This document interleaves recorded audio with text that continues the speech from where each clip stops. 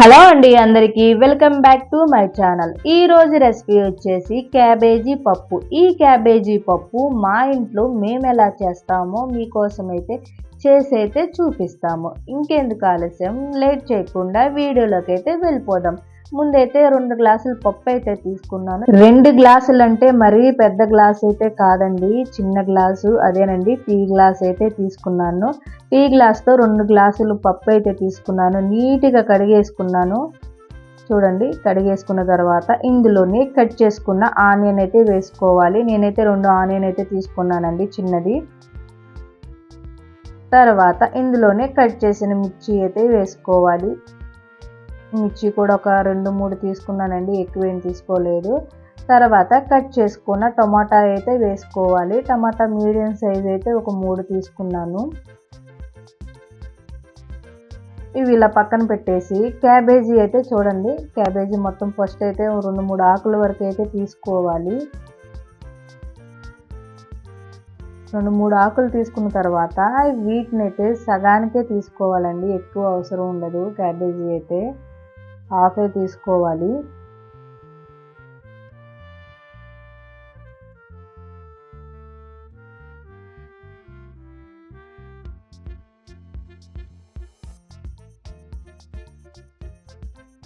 సగానికి కట్ చేసిన క్యాబేజీని అయితే వేసుకోవాలి, ఎక్కువైతే అవసరం ఉండదండి. చూడండి, నేనైతే కట్ చేసుకున్నాను, ఇవైతే వేసేసుకుంటాను.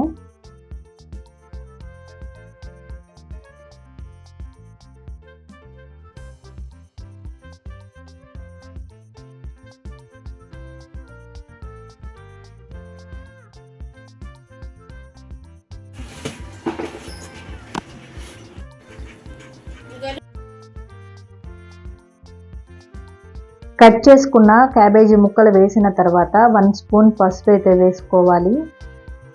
టేస్ట్కి తగ్గట్టు కారం అయితే వేసుకోవాలి.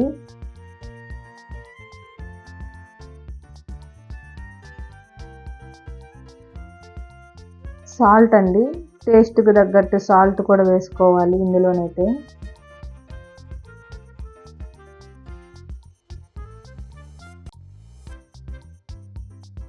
ఇందులోనే కొద్దిగా మెంతులు కూడా వేసుకోవాలండి. మెంతులు వేయడం వల్ల స్మెల్ బాగుంటుంది పప్పుకి. తగినంత వాటర్ పోసుకోవాలి.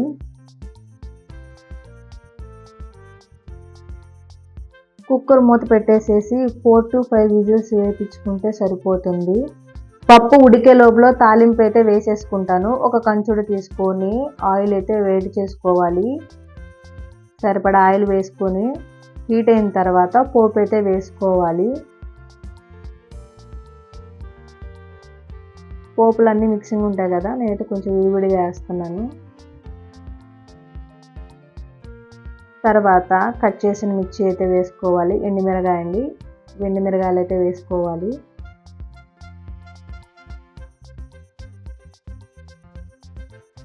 దంచుకున్న వెల్లుల్లి అయితే వేసుకోవాలి.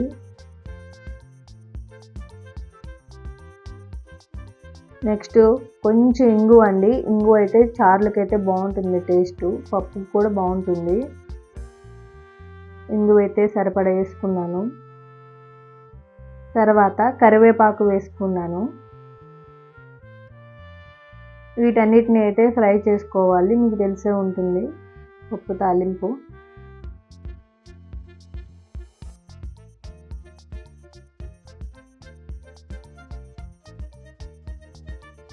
ఇదైతే పక్కన పెట్టేసి పప్పునైతే ఓపెన్ చేస్తాను నేనైతే. చూడండి, పప్పు అయితే ఉడికిపోయింది, క్యాబేజీ పప్పు.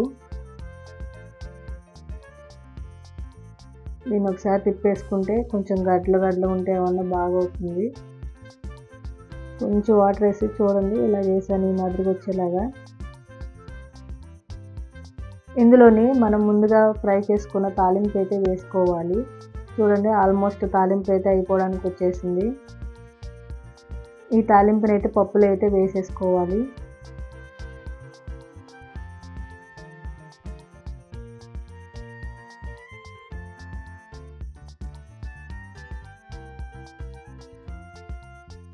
ఎంతో టేస్టీగా క్యాబేజీ పప్పు అయితే రెడీ అయిపోయిందండి.